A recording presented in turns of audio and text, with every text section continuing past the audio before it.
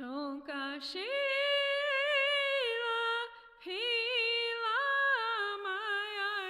evening. Hi there. Can you introduce yourself to us, please? Hi there. My name is Denise Mckay. I'm I live here in Long Soldier. I've grown up here. I was raised here. Majority of my life I lived here, other than a couple years living in Idaho and Washington. But I grew up here. And I know towns changed a lot in this district. So you grew up in town or mostly in the country? I grew up in the country. I grew Okay. up in the country. In 1997, I moved to town. Okay. Yeah. So when you were living in the country, what are some of your earliest memories of what you guys were eating in your childhood? We for as far as back as I can remember, we've always lived on wild game. My mom always gardened, so that's the way we grew up. We grew up in that way. Is there any meals that were your favorite to have as a child? I would say fried pheasant Hmm. was one of my favorite that I enjoyed. When's the last time you had it? Gee, it's been years. It's been Okay. years. I think my oldest one, Tamara, she's 34. Uh-huh. I would say 30 years ago, maybe. Wow. Yeah, yeah. And is it you had hunters in your family Yes. when you were growing up? Yeah, all four of my brothers, plus besides my dad, were all hunters. That was the main thing that my dad always made sure that they knew how to hunt. And then they trapped, and then they fished. Oh. So it was always something important for them that they learned from my dad to hunt. Was hunting all year round? Back then it was, back in the 70s, I would say, 68, 69. I was back in this, way back then, you can hunt. You can hunt as far as I could remember Yeah. year round. Mm-hmm. It's not like today, it's just you have to buy a Right. license to hunt or Yeah. whatever, and it's just a month or two out that you can hunt. But back in the day, it was just like you They'd went bring home a deer whenever you needed it. Yes, exactly. Yep. That makes sense. Yeah. You also mentioned trapping. What kind of things were your brothers trapping? They used to snare. They used to snare rabbits. Oh. Yeah, they used to snare rabbits, and they used to do, they would catch trap beavers, Okay. because my mom would tan the hides, and out of the tail of the beaver you can make hash. Oh. So that's kind Beaver tail hash, like for Yes. breakfast? Yeah, she would make it into hash, but you had to skin the tail and the inside of that was the. Is it mostly a muscle or is there a bone in the tail? No, it's mostly the muscle, but Mhm. you take the hard stuff off, and then the inside is what she'd Kinda use like the to tongue. Yes, she'd make the hash. Yes, exactly. Okay. That makes sense. Yeah. So, with the beaver tail and making it into a hash, was it with like potatoes and eggs maybe? Or whatever you guys had? She'd do it with potatoes. Okay. Yeah, potatoes, onions, and that's how she made the hash Yum. from the beaver tail. Yeah. Interesting. I haven't Yeah, heard that one really? yet. That's new. Yeah. Yeah. So you guys, what kind of things were in your gardens when you were a kid? My mom did a lot of potatoes, corn, beets, carrots, lettuce, leafy lettuce. She used to do peas, wax peas, green peas, pickles, our cucumbers. Mm-hmm. So we made pickles. We canned a lot of beets, a lot of pickles, the wax beans. So we did a lot of that. So your mom was teaching. How old were you when your mom was teaching you how to do these cookies? I've always been with her. I would say I really took interest. I always watched her. She always made sure us girls watched her, and she'd always talk to us. So I would say 5, 6 years old, I could remember her always talking to us and showing us, what all needed to be done. Then when we picked berries, she made plum jam, plum syrup, and cherry syrup, cherry jam. So I've always known. And that's something I never even did for the longest time either, was can. Huh. Because we've always grown up doing that. Yeah. Canning. And then you eventually didn't need to can as much for necessity. Yeah. And you probably just dropped Yep. the habit. Yeah, exactly, because that was a must for us. So Right. we always had canned stuff. But I was telling my daughters that. I said, gee, that's one thing I didn't do for a long time is can. Mm-hmm. So we always made sure we had jam, choke cherry jam and plums and buffalo berries. And I said, no, I know how to do it. I said, I haven't done it. Right. Haven't Yeah. necessarily needed to, just because Yeah. now we have stores closer by. Yeah, exactly. And you live in a Yep. different area now. Yeah, exactly. Yep. So with the canning, I had a couple questions come up as how often you're going to town to get jars. Where did you have to go to get jars for canning, or your A lot. mom? My mom always went to, well, they went to Bismarck. Okay. So, and it was just kind of like she's never really gave them out or passed them out or so. Mm-hmm. Once we used up whatever we can, then it's just washed and put away. Yeah. Washed and put away. So it's just kind of recycled. You know, she used them all. Once the you time. had a set, it was like Exactly. your beat set. Yeah, exactly. But, Okay. you know, so. That makes sense. You wouldn't have to get them as frequently then. No, because it always just stayed right there within the family, so she always had them. About how often would she go up to Bismarck then? Like, even though she didn't need to as much. I would say it seemed like we used to go to Bismarck maybe twice a month. Wow. Because one weekend they'll take the girls, Mm-hmm. and then the next following weekend they'll take the boys. But like I said, there was like 21 of us living out there. Rather, there are people kids that she just kept. Mm-hmm. Even them, they went to Bismarck. Oh. And even them, they got school clothes or whatever. Yeah. Maybe They whatever were treated like her kids. whatever they did they got for us. Then the ones that stayed with us also got new clothes or new shoes or whatever. Yeah. So the girls would take one turn, then the boys would take another turn. Oh, so wow. that's kind of how it worked. That's interesting. Yeah. Did you guys have like a cellar for your goods? We did have a cellar when I would say when you talk we used to live out where there was timber. Mm-hmm. And then when the Corps of Engineer flooded this out, we were moved to higher ground because we lived in a wooded area down below. Mm-hmm. So when the Corps was gonna flood, they got my mom and them got a house. They called it a 650 house. Okay. So they moved us up on top. So that's where we grew up. But then we had a cellar. We had an outside bathroom, an outhouse. Then we had a cellar. So all our potatoes, everything was down there. All our canned goods was down there. And then, of course, if there was a bad storm coming, then that's where we went. Was in the cellar. Was it close by your house in the garden? Yeah, it was close to our house. It was not too far from our house. Okay. And it was like built on like a little hill, so you couldn't even see there was a cellar there, because the door was just right against the ground. Oh. So when we had to go, we'd just throw that door open and it was right on the ground. Wow. And then it had steps going in. My dad had benches down there, and it was really reinforced underneath. Yeah. And I was saying that to my brother. I said we should look at getting a cellar, because I said when we lived out in the country before I moved to town, I said we should build a cellar right here behind where this hill is. I said we should do that. He said, but then we never got around to never got around to doing it. Yeah. But I grew up. That was our fridge. Exactly. That was where we kept all our vegetables and our canned stuff. Were you guys kind of by a creek or no? We were somewhat close to the river. Yeah, that's what I was curious about, because you said the trees. Mm-hmm. We were close to the river because we didn't move too far up after they flooded out. Mm-hmm. And then the house they gave us was just one big room, and they called them the 650 houses. Wow, interesting. So that's where I grew up. All of us grew up in there. So, how do you think it's changed over time? Like, how kids have access to food? I think for me, I talk to my kids about, and they've grown up because my mom and dad, they were still younger, they were littler. So my mom and dad, we still ate that way, and not as frequent as we used to.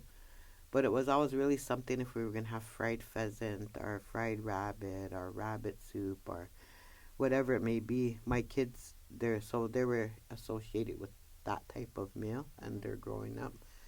Nowadays, I always talk to my kids, because I have 2 grandchildren now, and we always tell them, you got to try it. This is fried pheasant, or this is duck soup, or whatever. I don't know if I want to do that, but so I always think, and I always tell my daughter, like, someday it's coming. You're going to resort back to this way of life. I said, and it saddens me to think none of our kids ever been associated to eating like that, because they're all about pizza pockets. They're about pizza. We're about the warm up stuff.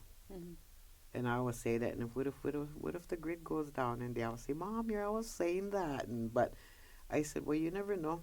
How are these kids gonna survive?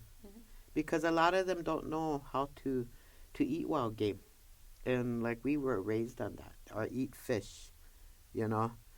So I always think about those things, how it's going to impact our younger generation, Hmm. because they're not even associated or even know. They don't have the tongue for it, They really. don't have the taste. They don't even know what, what it is. Hmm. Some of them. But I was fortunate to have my kids grow up that way, and I cook that way for them, eating that type of meals. But the Hmm. two grandchildren haven't been. Yeah. And I said, so when that time comes, if we have to resort back to that way, and I taught my girls, and I always say that I know you guys will know what to do. Hmm. If I'm not here, I know you guys know what to do. But I worry about these two little ones because they haven't been, had fried rabbit or duck soup or what, fried meat, deer Yeah. meat or whatever it may be. I said they haven't had that. Hmm. And for what, like even with the tripe, like stuff like that, Mm. really eat the menudo. Oh, I do mean, they? yeah, so that's one good thing about Yeah. them. They really eat that. That's a big step. Yeah, it is. It is for them. And then we always tell them that's deer meat, that's fried meat. So don't try it. It's Hmm. not, Regular. yeah, it's Or, not their favorite, but they'll try it. But, yeah. so it's a lot different. Hmm. It's a lot different from our upbringing than how kids are nowadays. Um, And also, people have to work like a 9 to 5 job, so it's harder to exactly. hunt and Yeah, process food. It takes exactly. more time to do Yeah, all those things. yeah, exactly. Because I know, my mom and dad worked a 9 to 5 job, but somewhere along the, and the weekends was busy because we worked hard to get things done Hmm. and prepare. She always prepared for the winter Yeah. to have these things. And I think we trust that they're going to always be available. And like you Exactly. said, we noticed some of the grocery store shortages Mhm. already for certain items, which Mhm. can be scary Yeah. without knowing that there's more stability. Yeah. So it sounds like you still tried to prepare some of these traditional foods. Mhm. What's something you guys eat more regularly? You said menudo. Is there any other? And then fried deer meat. We Okay. eat a lot of deer Yum. meat. Dry meat soup, bapa soup. Oh, yeah. Yeah, so they'll eat stuff, like that. Mm-hmm. But it's not in depth with like how we grew up, like with pheasant and rabbit and Yeah. duck soup, and that's something that um, it's just not really there anymore, I guess. Or I think it's interesting because what you're saying is your diet, you had maybe like 5 to 10 different animals that mhm, your family was consuming, yeah, and today maybe it's 2 to 3. yeah, Maybe you're exactly, eating beef, yeah, pork, or chicken, yeah, rather exactly, than expanding your palate yeah, to something that's more locally accessible. yeah, yeah, exactly. So, what about the land? How has the land changed from when you were gathering food from it as a child to today? It's not as I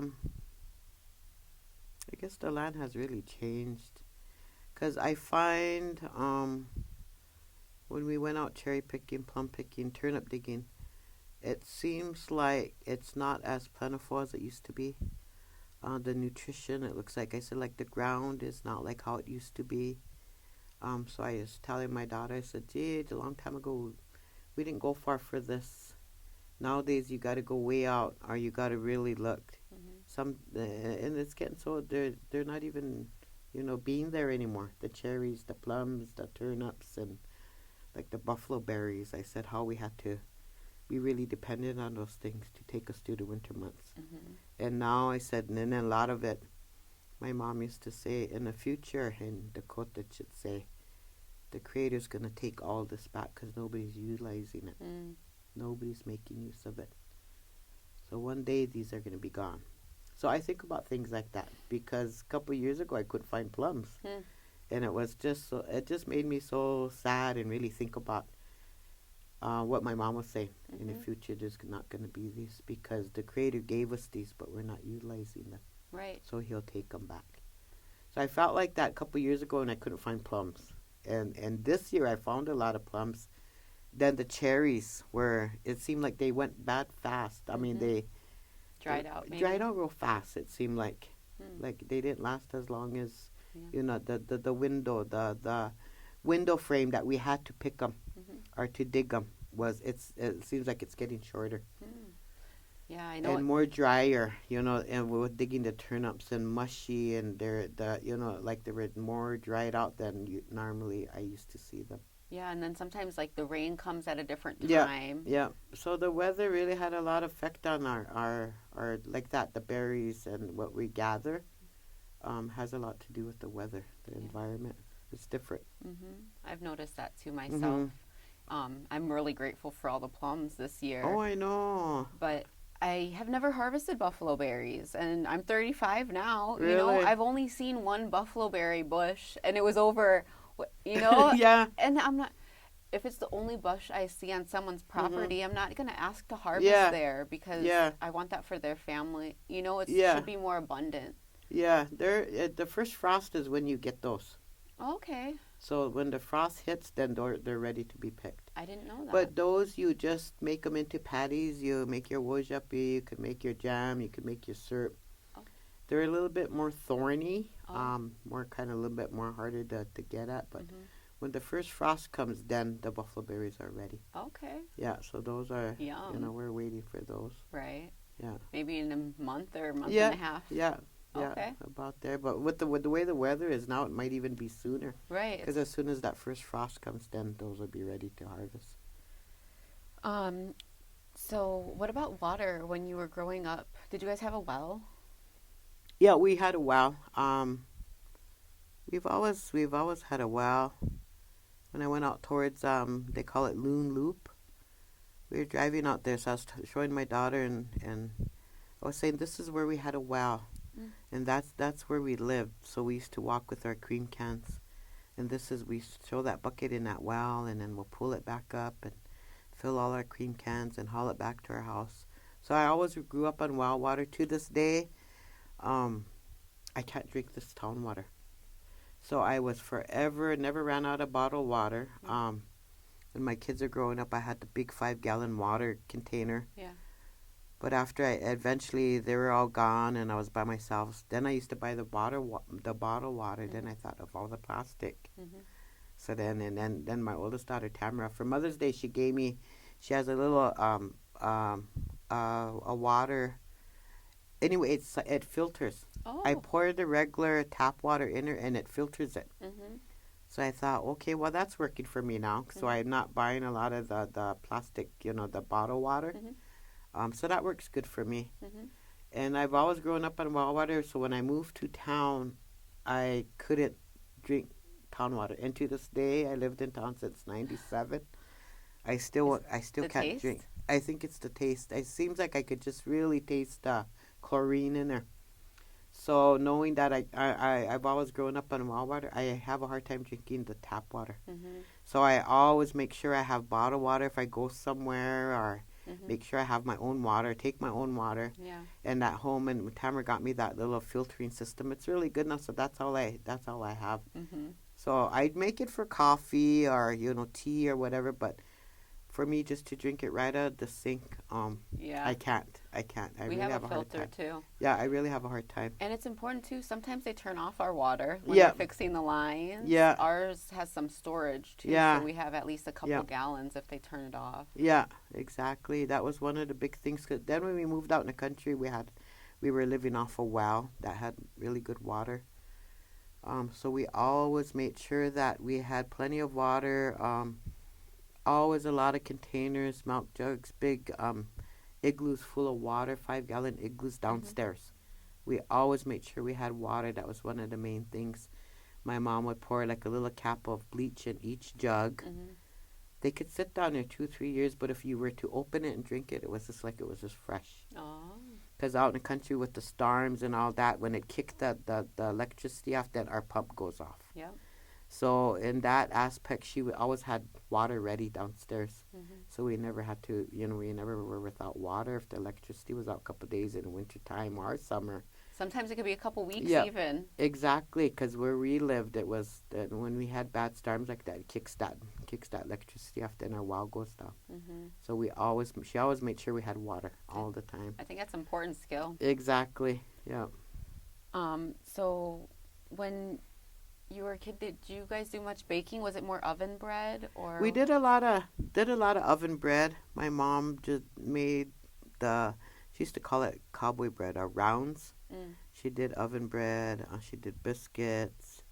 She did yeast buns. She did fry bread. Mhm. So she knew how to make all those types of bread.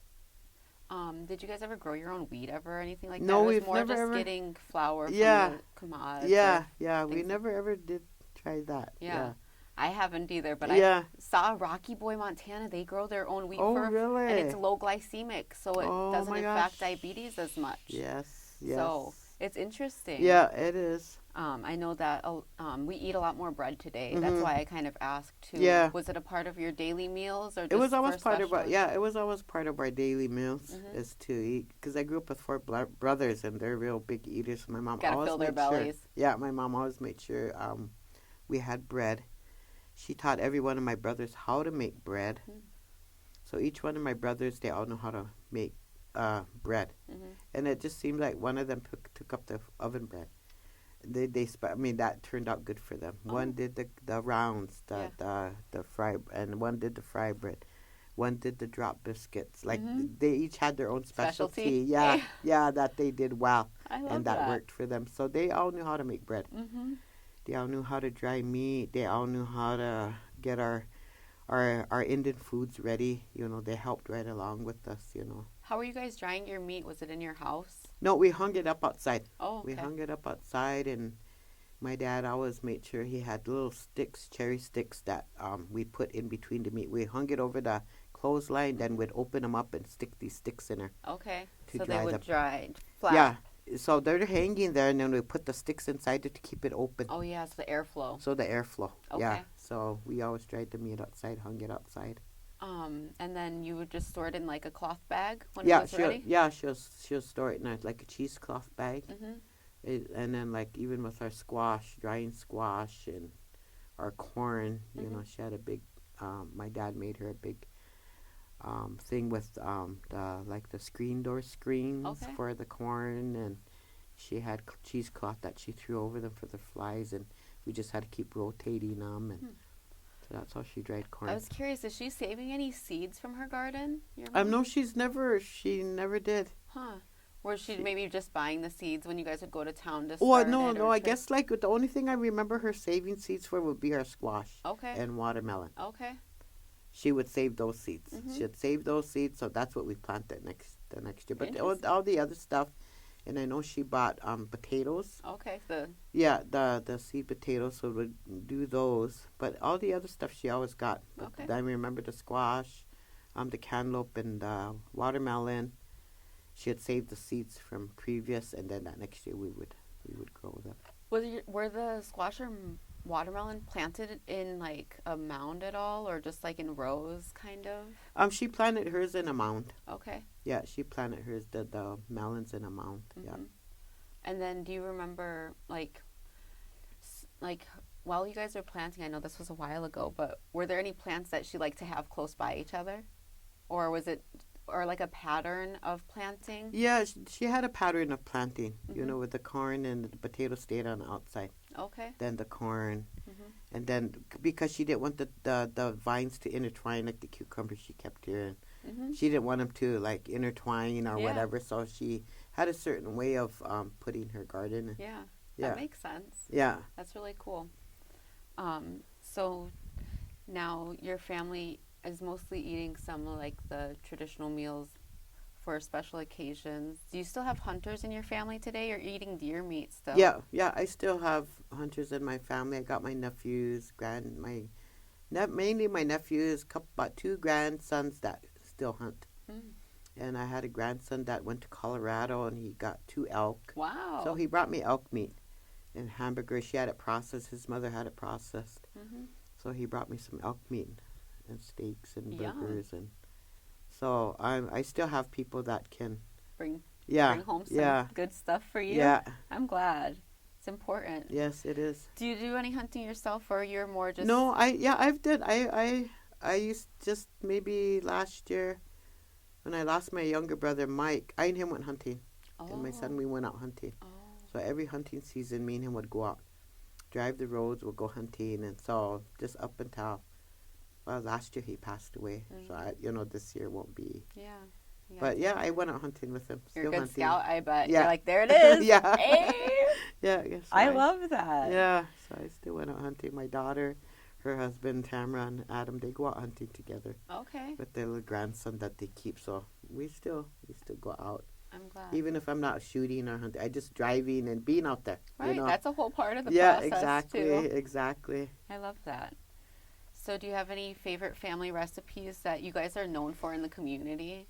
Mainly my mom was always would be probably her dry meat soup. Mm-hmm. Um, her jam and her syrup Yum. was what she was really. And even that I never got around to doing. Mm-hmm. You know, making syrup, choke cherry syrup, or jam. Yeah. You know, I never got around it. And I was telling my kids, the best kind of wojapi I liked when I was growing up was the plum. Oh. The plum jam and plum wojapi. So that was always my favorite. Mm-hmm. Yeah. So.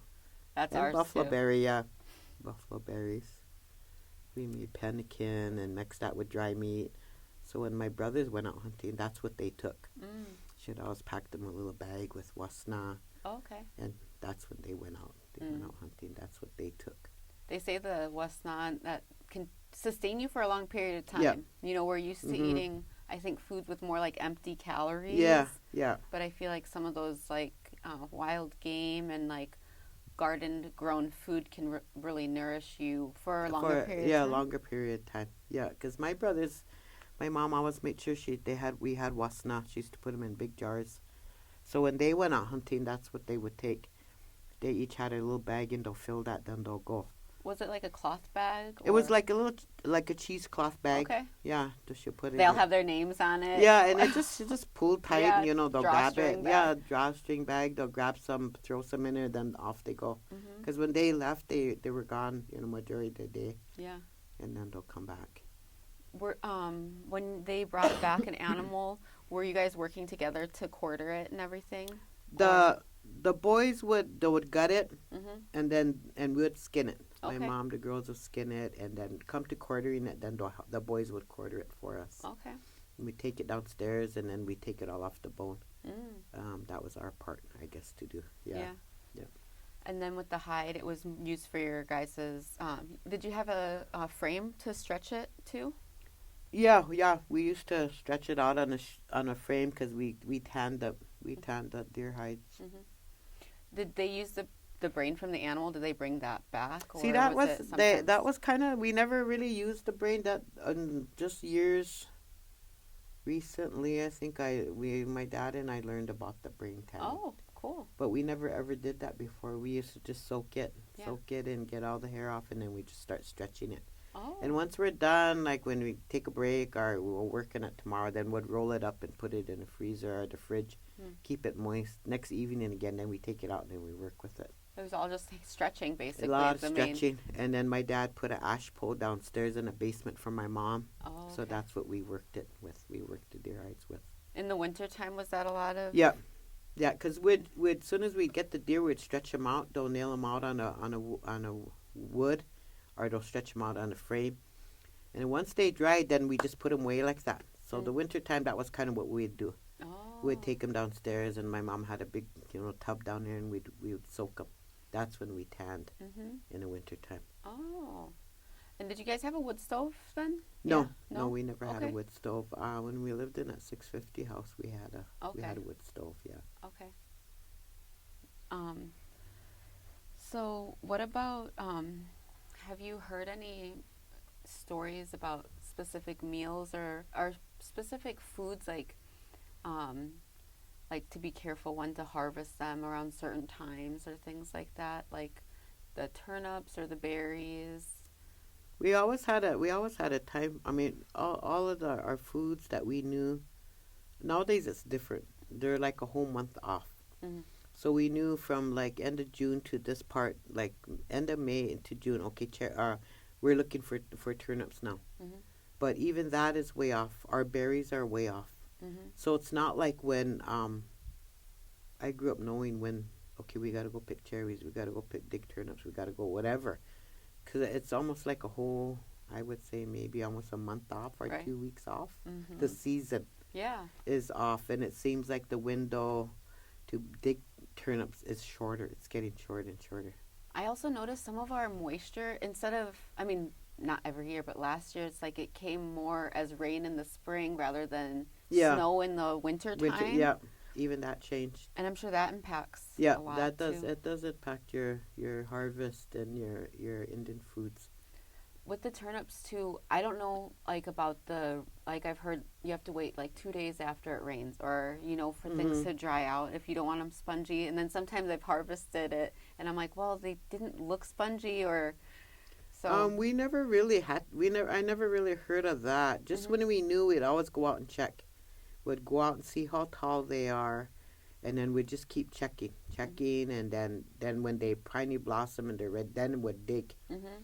Or even sometimes they're little ones. We'd leave them. So you'd wait. Yeah, You wouldn't we'd pick wait. every turnip you Mm-mm. see. No, we'd wait.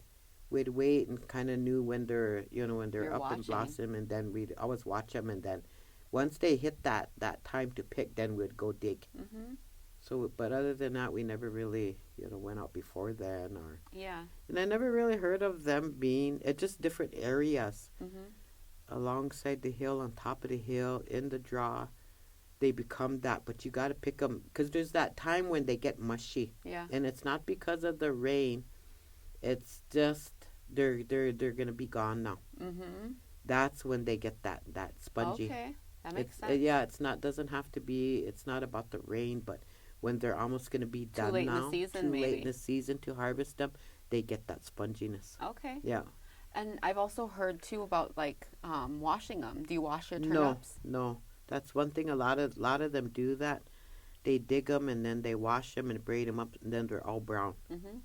So we've never ever done that. My mom used to take like dish towels out, so cause she would just sit somewhere we'd put out a tarp, and she would just sit somewhere, and all of us would go dig and would come back and dump it on that tarp. Then we'd go again, and she'll just You sit guys there. are the runners. Yeah, she'll just sit there and peel. But she always had a dish towel and she would wipe them off. Oh. She'd wipe the dirt off, Mhm. wipe the stems off, and wipe the dirt off. Oh. But we never ever stuck them in water because that's what happens. They'll turn all brown. Okay. And a lot of people don't know that. They'll wash them up, braid them up, Yeah. and Try to then make them look pretty. yeah, and then they'll say, "Well, how come my turnips are all brown? How come Uh-huh. yours are white?" That makes So sense. I told her, "Well, do you wash them?" Yeah, I wash them. I said, "That's why you don't wash them. You just take a dish towel and wipe them off, wipe the dirt off, wipe the after you peel them, and then start braiding them." I love that. Yeah. It makes me think about even like the soil has microbes and maybe keeping like maybe they're helping. Yeah. Like, I don't Yeah. know, but that's Yeah. just I was just thinking Yeah. about that. So it seems like it's pretty important to pass down these to your kids too. Yeah. You make it a habit. Yeah. So there's my two. I only got the two grandsons. They dig. Mhm. They dig now. They know what to look for, and they're always saying it's almost time to dig turnips. So we kind of know this is when you got to dig, and like I always share that with my daughters. Like, gee, long time ago we were already digging, or a long Mhm. time ago, we didn't dig until this time. Now it's coming sooner, and geez, first second week in May they're already up, and so it's just like a hurry up. Mhm. We're rushing. We got to get out there because they're already up, and so it's way different from when we know it, when Mhm. we knew it, when we grew up. I've even felt like that with the plums. Like I felt like our window for plums this year is really long, and I've Mhm. heard too when it's abundant fruit that might be a hard winter. Have Yeah. you heard that before? Yeah, yeah. So, And they always say you look at the prairie dog towns. So you look at the prairie dog mounds. mhm. They're really high. Oh, It's gonna be a bad winter. interesting. Now I'm gonna go find a prairie dog. Yeah. I'll be looking at the buffalo Yeah. pasture. My dad used to say that, geez, you're gonna have a hard winter. So I tell him, well, how do you know that, Dad? And he'd say, well, look at their mounds. Mhm.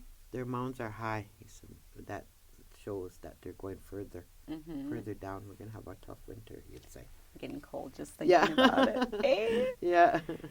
Um.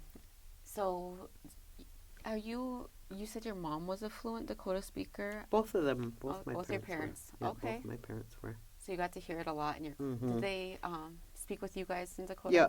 Yeah. And it was we learned. Well, I mean, they talked to us. They always talked to us. We always knew. We always understood what they were saying. And when they got up there in years, like in 64, 65, I always asked them, Mom, I said, how come you never taught us how to? Like, we understand, we can speak enough to, Mm-hmm. to get by with. But she said, well, I never wanted you guys to endure what I endured. Hmm. She said, I don't want you kids to go through that. She said, that's why I didn't feel like you needed to learn. But It- you know enough. You understand it. You know. Because both of them both grew up that way with the language, them being, hit and punished and whatever. Because they grew up that way to not to speak their language. So your family went to boarding schools too? Both my mom and dad both went to boarding schools, Mm-hmm. yeah. So that's kind of how. And they would tell us just a little bit of it, but not in depth. Mm-hmm. Because it seemed like you could always just see it in their facial figures, or when they start to question them or ask them, that angerness, I guess, our madness, our sadness would come out. Mm-hmm. Yeah, and so then we kind of knew that, okay, well, you don't need to tell us, but And that was respect from you. yeah, You didn't yeah, want to keep pushing. yeah, it was just like, wow, we got hit, and they hit us, and they did this and did that to us, and that's the reason why we don't want you guys to, we don't want you to endure what we did. It was to protect So you. then it's just so, and when they get like that, even the tone of their voices when they talked about it, then we knew just to back up. Okay, that's Mm-hmm. then just leave it at that. Yeah. Never really question or push them out. Did you notice that your kids have any interest in Dakota and Both learning? of both of the like, we know, because their dad, my kids' dad, he's a first speaker Oh. of Dakota. Hmm. Comes out of Canada, Sioux Valley, and that was his first language. Hmm. So he always taught my kids, so they understand and they know. And now, like Roper and Ryder, they grew up there and they know. Mm-hmm. Now their dad came back around and he's teaching out to the elementary school. Oh. So they always say, our Unka, they call him, that's their grandpa, our Mm-hmm. Unka Curtis. He says this and he says that, and just I know what he's saying, so he's telling him to stand up, sit down, Uh-huh. or, lay down, or, like jump. Oh. And so, like Roper said, I'm the only one that knows what Unka Curtis is saying. He's going to be an example for his Yeah, classmates, right? yeah, that's what he said. They just, well, watch Roper. Whatever Roper does, you kids got to do that. Because that's what I'm telling them. So they really watch Roper. Oh. And then Ryder, because he Mhm. knows too. So then when his Unka tells them to do something, well, then they kind of look at Ryder and follow him, what he's doing. To sit down, stand up, or jump, or lay down, or whatever it may be. Yeah. So they're really looking at, Ryder and Roper, and they're following him I love because that. they know. Mm-hmm. But he talks to them, Wakan talks to them at home, and we talk to them, not to do that, or where you going, or when it's time to eat, or, Yeah. like that. Uh-huh. So they're around it. They're around it in the evenings. I and love at that. home.